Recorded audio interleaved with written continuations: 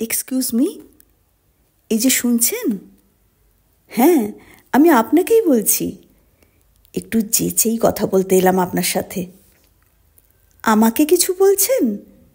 হ্যাঁ বলুন, কি বলবেন? না মানে আপনাকে প্রতিদিন ঠিক একই টাইমে একই জায়গায় বসে থাকতে দেখি কারোর জন্য অপেক্ষা করেন বোধহয়।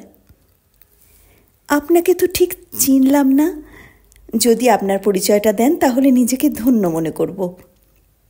এই রে, দেখেছেন কাণ্ডটা? নিজের পরিচয়টা না দিয়ে কেমন বকবক করে চলেছি। আমি মাঝি, ভালোবাসার নৌকা চালাই। এই নৌকা চালাতে গিয়ে কখনো কারোর মন ছুঁই, আবার কখনো হয় হৃদয়। নৌকা, মাঝি, মন, হৃদয়, কি বলছেন সব পাগলের মতো? আমার মাথায় তো কিছুই ঢুকছে না। হেঁয়ালি না করে আসল পরিচয়টা দেবেন। জানতাম বুঝতে পারবেন না। আমি লেখক। জানেন, এই নদী, এই ঘাট আমার খুব প্রিয়। লেখার টানে ছুটে আসি বারবার এই নদীর চড়ায়। আমার হাতে এই যে ডায়েরিটা দেখতে পাচ্ছেন, এই হলো আমার ভালোবাসার নৌকা। এই কলমটাই আমার দাঁড়। যখন মন চায় তখনই এই দাঁড়ই আমার নৌকা চালিয়ে নিয়ে যায়। আমার সৃষ্টিরা নাকি পাঠকের হৃদয়কে ছুঁয়ে যায়। কেউ বলে অসাধারণ, কেউ বলে অনবদ্য, কারো বা আবার আবেগে চোখে জলও আসে।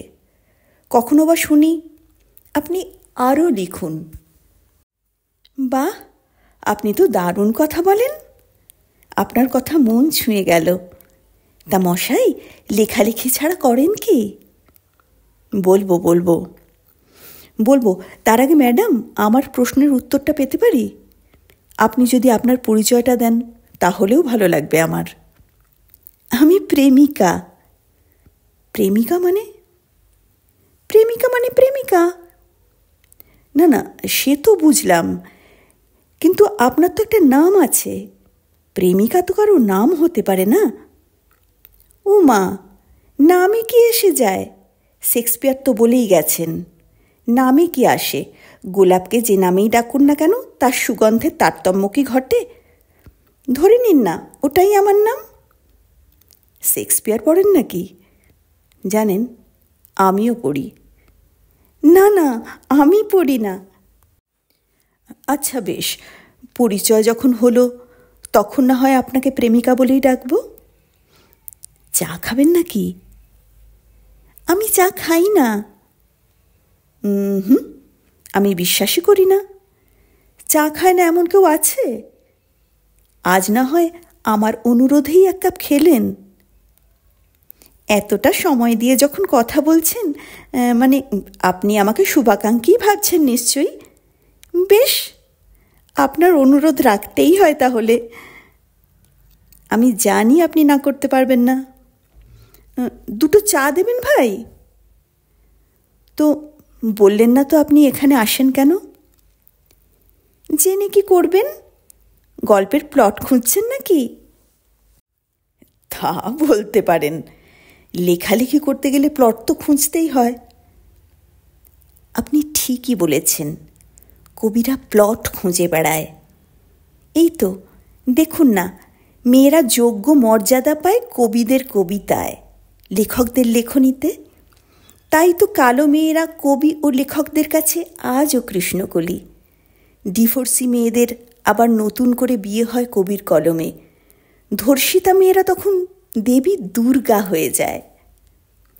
ছি ছি, ওভাবে ভাবছেন কেন?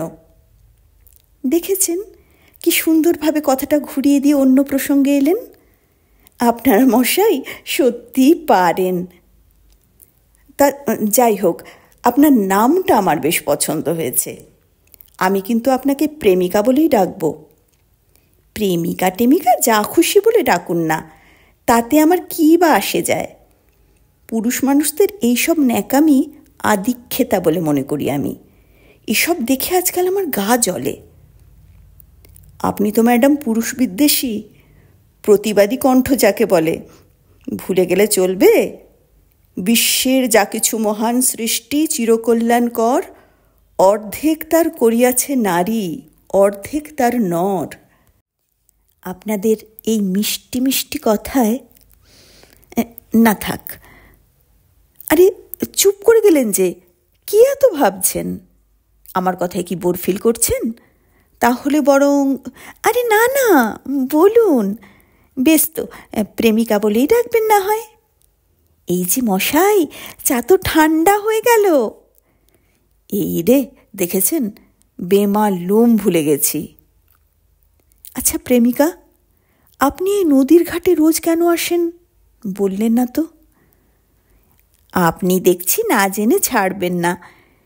আপনাকে কি জানতেই হবে? আপনার যদি বলতে অসুবিধা থাকে তাহলে বরং অন্য কোনো একদিন। আসলে কি জানেন তো, বাতিল জিনিসের কদর কেউ করে না। জীবনে একাই তো ছিলাম। কি যে মতিভ্রম হলো জানি না, একদিন আমিও প্রেমের ফাঁদে পা দিলাম। আবেগের বশে নিজেকে জড়িয়ে ফেললাম। শরীর সর্বস্ব ভালোবাসায় ভালোবাসা যে থাকে না, সেটা যখন বুঝলাম, তখন দেখলাম আমি একা, ভীষণ একা। বাস্তবের আসল রূপটা সহজেই ধরা পড়ল।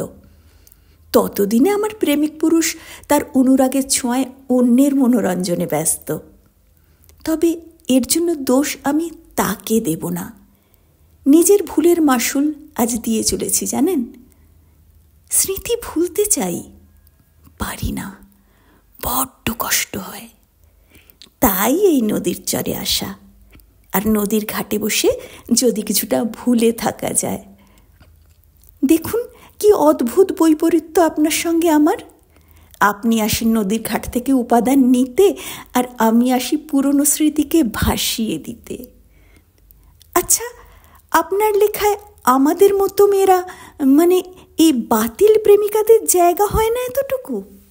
কি যে বলেন প্রেমিকা, আমার ভালোবাসার নৌকায় আপনি অনায়াসেই উঠতে পারেন। আপনি যদি চান তাহলে আমার গল্পে আপনিই প্রেমিকা হতে পারেন, অবশ্য প্রেমিক ছাড়াই। এ জীবনে কিছুই পেলাম না, আর প্রেমিকা হওয়া। আমার কথা ছাড়ুন, আপনার কথা বলুন মশাই। আপনার জীবনে কোনো গল্প নেই? আমার জীবনের গল্প আপনি শুনবেন প্রেমিকা? কেন, আপনার জীবনে এমন কিছু ঘটনা আছে নাকি রহস্যজনক? আপনি তো বেশ হাসি খুশি মানুষ, কত সুন্দর কথা বলেন আপনি। হ্যাঁ, তা বলতে পারেন আমি হাসি খুশি। তবে অসুখ যদি শরীরে বাসা বাঁধে, তাহলে ওষুধের দ্বারা সারানো যায়। মনের ঘরে যে অসুখ, তার কি ওষুধ আছে? ঠিক বলেছেন, যদি থাকতো তাহলে হয়তো নিজেকে ভালো রাখা যেত। আচ্ছা প্রেমিকা, এমন হয় না মনের যাবতীয় ক্ষত যন্ত্রণাকে নিরাময় করবার জন্য ধরুন একটি ল্যাবরেটরি হবে। ল্যাবরেটরিটার সুন্দর একটা নামকরণ থাকবে। মনের যাবতীয় যন্ত্রণা, দুঃখ, কষ্ট নিয়ে হাজির হবে রোগীরা সেখানে। ল্যাবরেটরি ভর্তি ওষুধ থাকবে। সাধারণ প্যারাসিটামল, ক্যালপল, প্যান্ডির মতো এই ওষুধগুলোরও নাম হবে ভালোবাসা 500, ভালোবাসা 250, আদর 600। আর থাকবে স্নেহের সিরাপ, চুমুর সিলিন্ডার, আর পরিষেবার জন্য থাকবে নার্স, যাদের নাম হবে প্রেমিকা। আমার ভালোবাসার নৌকোটাই হবে তার প্রেসক্রিপশন। তাতে লেখা থাকবে পুরো কেস হিস্ট্রি। তারপর সেগুলো গল্পে রূপ নেবে। সেই গল্প হবে বিশুদ্ধ জীবনের গল্প। দারুণ ভাবনা তো আপনার। সত্যি কি এমন হবে কোনো দিন? চলুন না একবার চেষ্টা করি। ক্ষতবিক্ষত হৃদয়গুলোকে ভালোবাসার প্রলেপ দিই, সেই নিদারুণ যন্ত্রণা থেকে মুক্তি দিই। হারানো প্রেমগুলো ফিরে পাক নতুন হৃদয়। ভালোবাসার উপর মানুষের বিশ্বাস নতুন করে ফিরে আসুক। যায় না? এটুকু ভাবা যায় না? সত্যি এমন করে ভাবা যায়? আপনার ভাবনাকে যে কি বলে অভিনন্দন জানাবো তার ভাষা পাচ্ছি না। আমি যে নতুন করে বাঁচার আলো দেখছি আপনার চোখে। আপনারও কি এমন কোনো অতীত আছে? সত্যি বলুন তো, যে অতীতগুলো এই রকম ভাবনার জন্ম দিতে পারে।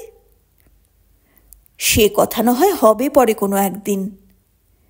নিঃসঙ্গ একাকিত্ব জীবনকে দূরে সরিয়ে আমার ভালোবাসার নৌকায় একবার উঠেই দেখুন না, বন্ধুত্বের হাতটা বাড়িয়েই দেখুন। তার আগে আপনার নাম ধাম এসব তো কিছুই জানি না মশাই। দেখেছেন তো, এত কথা বলার মাঝে নিজের নামটাই বলা হয়নি। আমি জীবনদীপ মুখার্জি, থাকি চন্দননগরে। বাবা মা মারা যাবার পর আমার বাড়িটায় আমি একা। আমার বাড়িটাকেই নতুন রূপে সাজিয়ে তুলব, নতুন নামকরণ হবে। এখন শুধু আপনার সহযোগিতার হাত বাড়ানোর অপেক্ষায় আছি। বেশ, আজ থেকে আমিও আপনার ভালোবাসার নৌকার সঙ্গী হলাম, হাত বাড়ালাম। ধন্যবাদ। ধরুন এই কলমটা, এটা হলো নৌকার দাঁড়। আজ থেকেই লিখতে থাকুন। লিখুন আপনার মনের কথা, মনে যা আসবে তাই লিখবেন। একদিনে হবে না, তবে একদিন হবেই। এই যে মশাই, আপনার জীবনের গল্পটা এখনো শোনা হলো না যে। প্রেমিকা, ভালোবাসার নৌকায় যখন একবার উঠেই পড়েছেন, কলমের মতো দাঁড়কে যখন একবার সঙ্গী করেই নিয়েছেন, তখন কোনো একটা দিন এইভাবেই, ঠিক এইখানেই আপনিও আবিষ্কার করবেন আমার জীবনের গল্প।